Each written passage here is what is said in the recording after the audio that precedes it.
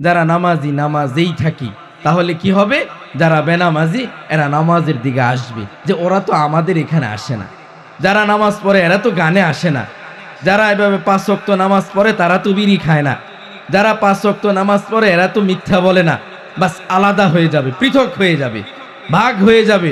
বাস এটা একটা দাওয়াত হবে যে যারা নামাজ পড়ে তারা এই কাজ করে না, তা আস্তে আস্তে বেনামাজিরা নামাজের দিকে আসবে। যদি নামাজ যে পড়ে সেও যদি ওই গুনাহের কাজে যায়, সেও যদি ওই পাপের কাজে শরিক হয়, তো বেনামাজিরা মনে করবে কই নামাজ পড়ে সেই একই কথা, নামাজও পড়ে গানও শুনে। না, এটা করা যাবে না। আবু হানিফা রহমতুল্লাহ আলাই বলছেন, সিমাউল গিনা কুফরুন ও তালাজ্জুজু বিহা, সিমাউল গিনা ফুসুকুন ওয়া তালাজ্জুজু বিহা কুফরুন। ইমাম আবু হানিফা রহমতুল্লাহ আলাই বলেন, গান শোনা এটা একটা পাপের কাজ, আর এটা শোনা ও হাই রে, গানে যে কি কইছে এটা কি হুজুররা বুঝবো? এটা কি যারা নামাজ পড়ে এরা বুঝে নাকি? কি যে বলছে কলজা ছিদ্রা হয়ে যায়। ইমাম আবু হানিফা রহমতুল্লাহ আলাই বলেন, ও তালাজ্জুজু বিহা কুফরুন, এবং গান শুনা মজা নেওয়া এটা কুফর।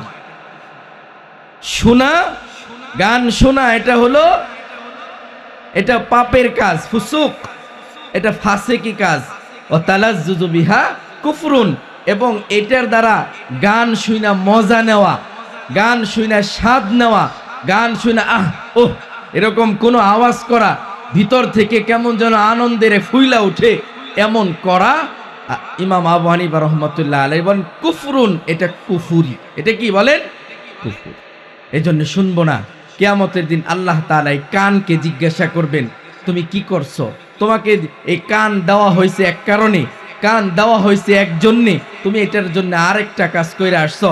গান শুনছো, গালিগালাজ শুনছো, নোংরা কথা শুনছো। আল্লাহ তাআলা এই কানকে বলবেন, কানকে, আল ইয়াউমা নাখতিমু আলা আফওয়াহিহিম ওয়া তুকাল্লিমুনা আইদিহিম ওয়া তাশহাদু আরজুলুহুম বিমা কানু ইয়াকসিবুন। কোরআনের অপর এক আয়াতে বলছেন জুলুদুহুম, এই চামড়াও সাক্ষী দিবে কি করছে মানুষ। চামড়াও সাক্ষী দিবে, কিয়ামতের দিন চামড়া সাক্ষী দিবে। এজন্য আমি ঘুমাইলেও আমার ফেরেশতা ঘুমায় না, আমি ঘুমাইলেও আল্লাহ তাআলা ঘুমান না, আমি ঘুমাইলেও আমার যেই সমস্ত কাজ করতেছি যারা দেখবেন লিখবেন ওনারা ঘুমান। সব কিছু একেবারে রেকর্ড হয়ে গেছে, ভিডিও হয়ে গেছে, সব কিছু একেবারে day by day, time by time দেওয়া, একেবারে সময় বাই সময় দেওয়া। এই সময়ে এটা করছে, জোহরের নামাজ পড়ছে টান দিয়ে লেখা সওয়াব, আবার সুদ খাইছে টান দিয়ে লেখা গুনাহ, জিনা করছে টান দিয়ে লেখা গুনাহ, আবার এক জায়গায় ওয়াজ শুনছে টান দিয়ে লেখা সওয়াব। তো যেই প্রত্যেকটা বিষয়ের জন্য আল্লাহ তাআলা আলাদা আলাদাভাবে টুইকে টুইকে রাখছেন, একেবারে day by day, time by time লিখে রাখছেন। এই সময়ে এই চিত্র একেবারে অস্বীকার করার কোনো সুযোগ, গুজামেল দেওয়ার কোনো সুযোগ নেই। পুরা হায়াত সম্পর্কে আল্লাহ তাআলা জিজ্ঞাসা করবে। জাহান্নামীদের 4টা কারণের মধ্যে 1 নাম্বার বলছে লাম নাকু মিনাল মুসাল্লিন, আমরা কি করতাম না, নামাজ পড়তাম। এজন্য বাজানেরা, নামাজ ইবাদতের মধ্যে সর্বপ্রথম ফরজ হইছে এই নামাজ, নামাজ, নামাজ। অনেকের এই ধারণা, অনেকের এই আকীদা, ভালো হইয়া নামাজ পড়বো না বাজান, ভুল কথা। নামাজ পইরা ভালো হবো, নামাজ পইরা ভালো হবো। অনেকে এটা মনে করে ভালো হইয়া মসজিদে যাব না, মসজিদে এখন থেকে আসেন, নোংরা স্বভাব এগুলো আল্লাহ তাআলা দূর করে দিবেন নামাজের সেজদার দ্বারা, নামাজের রুকুর দ্বারা, নামাজের কওমার দ্বারা, নামাজে কেরাত শোনার দ্বারা, নিজে পড়ার দ্বারা। এই বদ সিফতগুলো নিজের থেকে দূর হইতে থাকবে, আল্লাহ তাআলার প্রতি আগাইতে থাকবেন। আল্লাহ রাসূল সাল্লাল্লাহু আলাইহি ওয়াসাল্লাম বলেন, কোন মানুষ যদি আল্লাহর হুকুম মানার জন্যে অর্ধবিগত 1 বিঘত আগায়, আল্লাহ রাসূল সাল্লাল্লাহু আলাইহি ওয়াসাল্লাম বলেন ইয়াতি হারওয়ালা, তার দিকে আল্লাহর রহমত কি করেন, 1 হাত আগান, 1 হাত। কোন জুমার বয়ানে যেন বলছিলাম, আমাকে এক মা ছোট মানুষ দিয়ে খবর পাঠাইছে, হুজুর আমার স্বামী খুব রাগ করে, অফিস থেকে আইসাই রাগ করে, ঘরে ঢুইকাই গালিগালাজ করে। আপনার একটা কথা শুনে আমি যে শুধু জোহরের নামাজ পড়ি, বাকি নামাজগুলো পারি না, তো জোহরের নামাজ পড়ার দ্বারা আমার এটা হয়েছে যে স্বামী এখন আইসা আর গালিগালাজ করেন।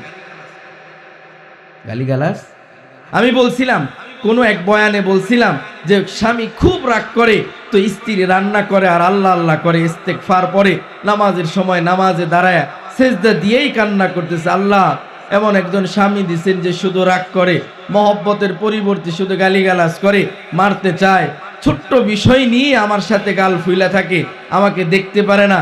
বাস ওই মানুষটা যখন নামাজি হয়ে গেছে, আল্লাহ তাআলার বিশেষ রহমত ওই ঘরের মধ্যে দান করছে।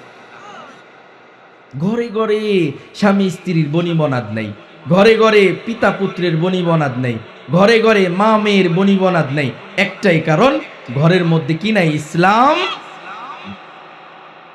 20 বছর 30 বছর আগে এত দামি সোফা, দামি খাট, দামি চেয়ার, দামি ফার্নিচার, এত আসবাবপত্র ছিল না। বাকি সুখ বলেন, শান্তি ছিল, আগে ছিল, এখন নাই। কারণ আসবাবপত্র সব বাড়ছে, অত্যাধুনিক হয়েছে। আগে কারেন্ট ছিল না, এখন কারেন্ট। আগে কুপা জ্বালাইছে, হারিকেন জ্বালাইছে, এখন কত দামি লাইট, এরপরও শান্তি নাই। আগে পাখা দিয়ে বাতাস দিছে, এখন ফ্যান চলে।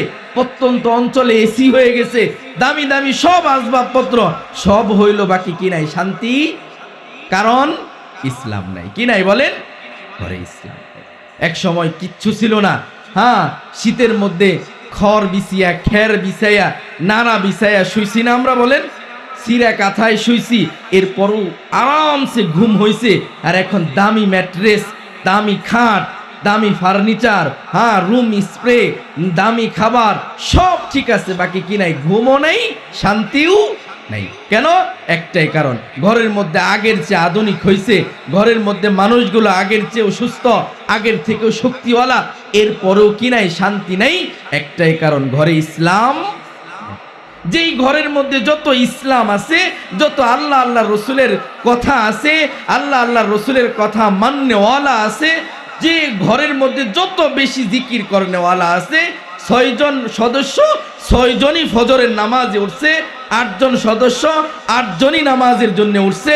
জোহরের সময় একজনের নামাজ দেরি হয়েছে, আরেকজন তার হাতের কাজ বলতেছে, তুমি নামাজ পড়ো, আমি তোমার কাজ ছেড়ে দিতেছি। রাসূলুল্লাহ সাল্লাল্লাহু আলাইহি ওয়াসাল্লাম বলেন, আল্লাহ তাআলা ওই ঘরের মধ্যে রহমত, বরকত, খাস রহমত দান করে। কোথাও আল্লাহ তাআলা এই কথা বলেন নাই। আল্লাহ রসুল কোনো হাদিসে বলেন নাই তোমার ঘরে অমুক দেশের খাট থাকলে সুখের ঘুম হবে, তোমার ঘরের মধ্যে অমুক ব্র্যান্ডের ফ্যান থাকলে সুখের ঘুম হবে না, বলেন নাই। রাসূলুল্লাহ সাল্লাল্লাহু আলাইহি ওয়াসাল্লাম বলছেন, কারো ঘুমের যদি এরকম না ধরে, সে যেন কি পড়ে? আল্লাহুম্মা সাল্লি আলা মুহাম্মাদ, দরুদ শরীফ পড়ে, আল্লাহ তাআলা সুখের ঘুম দান করবেন। ঘুম। আমি কোনো এক বয়ানে বলছি, এই যে শ্রমিক ভাইয়েরা কত পরিশ্রম করে, এই ইট, এই বালু, এই মাটি, এই অটো চালানো, দোকানদারি, কত পরিশ্রমের কাজ।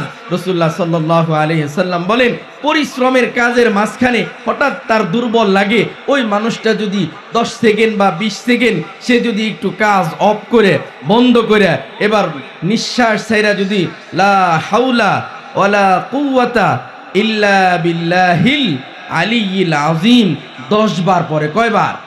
10 বার পরে আল্লাহর রাসূল সাল্লাল্লাহু আলাইহি ওয়াসাল্লাম বলেন, আল্লাহ তাআলা তার আগের যেই উদ্যমতা নিয়ে কাজ শুরু করছিল, আবার নতুন করে আল্লাহ তাআলা গায়ের মধ্যে শক্তি দান করেন।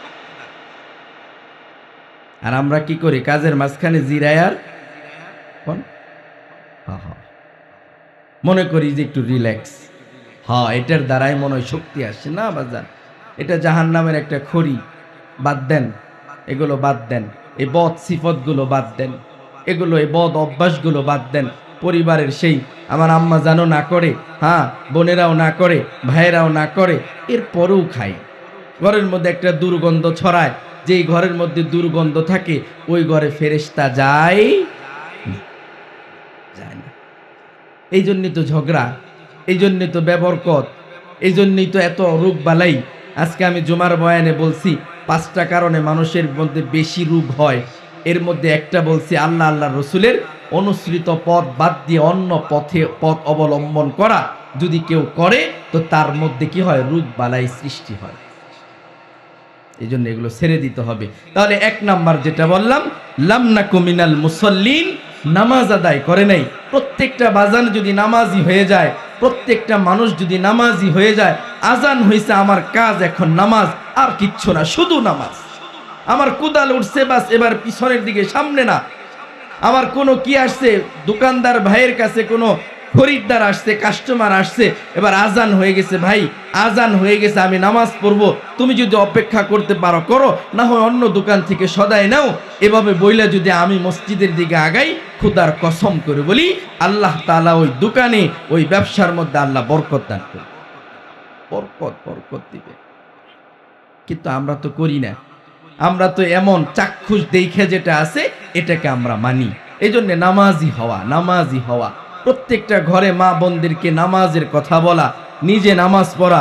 আল্লাহর রাসূল সাল্লাল্লাহু আলাইহি ওয়াসাল্লামের সুন্দর একটা আমল ছিল এটা, যে ঘর থেকে বের হইতে নামাজ পড়া, ঘরে ঢুকে আবার কি করতেন, নামাজ পড়তেন।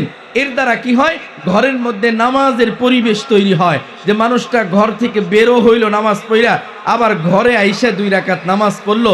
আল্লাহ তাআলা এর দ্বারা ঘরের মধ্যে নামাজের পরিবেশ তৈরি করে। যদিও 2 রাকাত নামাজ, যদিও নফল নামাজ, যদিও একেবারে হালকা পাতলা একটা আমল, এরপরে এটার দ্বারা আল্লাহ তাআলা এমন ফয়সালা করেন যে ওই ঘরের মধ্যে আল্লাহ তাআলা সুসন্তান পয়দা করেন। গাঁজাখুর, মদখুর, ইয়াবাখুর, আরো পচাখুর, নানান খুর আছে না, এগুলো থেকে আল্লাহ হেফাজত করে। এই জন্য খুব সাবধান।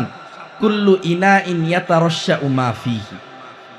আমাদের বড়রা বলছেন, পাত্রে যা আছে উপর করলে সেটাই পড়ে। যেই মায়ের সন্তান খুব আল্লাহওয়ালা হয়েছে, 5 ওয়াক্ত নামাজি, হালাল বক্ষণ করে নেওয়ালা, সৎ পথে চলনেওয়ালা, খুঁজ নিয়ে দেখুন ওই মার তাহাজ্জুদ মিস হয় না, ওই মা বেপরদায় চলে না, ওই মার জোহরের আজান কানে যাওয়ার পরেই নামাজ। এই জন্যে তার পেটে থেকে সন্তান বের হয়েছে ওই যে নামাজি, যে হালাল পথে চলনেওয়ালা, ওই যে ভালো ভালো মানুষ। গাঁজাখুর, মদখুর এগুলো বের হয়েছে ওই যে নোংরা, পচা, যার ইতিহাস সুন্দর না, যার পিছনের অতীত সুন্দর না। এই জন্যে একথা বলবো, ভাতের পাতিল থেকে ভাতই পড়বে, আবার জেওর পাতিল থেকে জেউই পড়বে। যেই পাত্রে যা আছে ওই পাত্র থেকে অমনি বের হবে। বড় কঠিন কথা বললাম। এই জন্যে পিতা মাতা ঠিক হওয়া চাই, বাবা মা ঠিক হওয়া চাই। শুধু আমরা বাবা মার ওয়াজ করি, দরকার, কিন্তু বাবা মার ওয়াজ এটাও যে আমি আগে ঠিক হইতে হবে, আমার আমার আমার